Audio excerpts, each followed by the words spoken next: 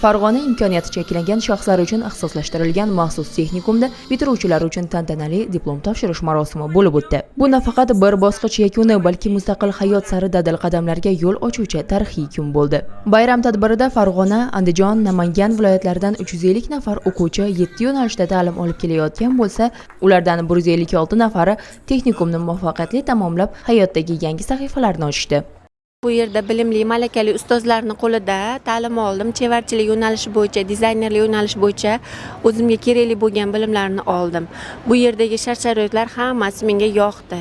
Hayotdagi rejalarim bu yerni tamomlaganimdan keyin oliygohga hujjatlarimni topshirdim tikuvchilik yo'nalishi bo'yicha. Tadbir davomida bitiruvchilarga diplomlar, esdalik sovg'alari va tabriknomalar topshirildi.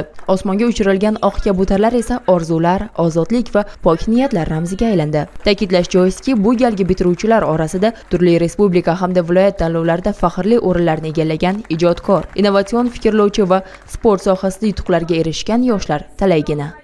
Men bu kollejda axborot texnologiya yo'nalishida o'qidim va 2 yildan beri shu ta'lim olgan bo'lsam, erishgan yutuqlarim Farg'ona yoshlar hakatonida baxtli o'rinlarda oldik komandamiz bilan. Keyin yaqinda bo'lgan imkoniyatlar olimpiadasida mobilografiya yo'nalishidan baxtli o'rinlarda olib keldik. Bundan keyin rejalar o'sha sheriklarimiz bilan birga bo'lib, hakaton g'oyasini, startapini yana ham rivojlantirib, biznes darajasiga olib chiqmoqchimiz.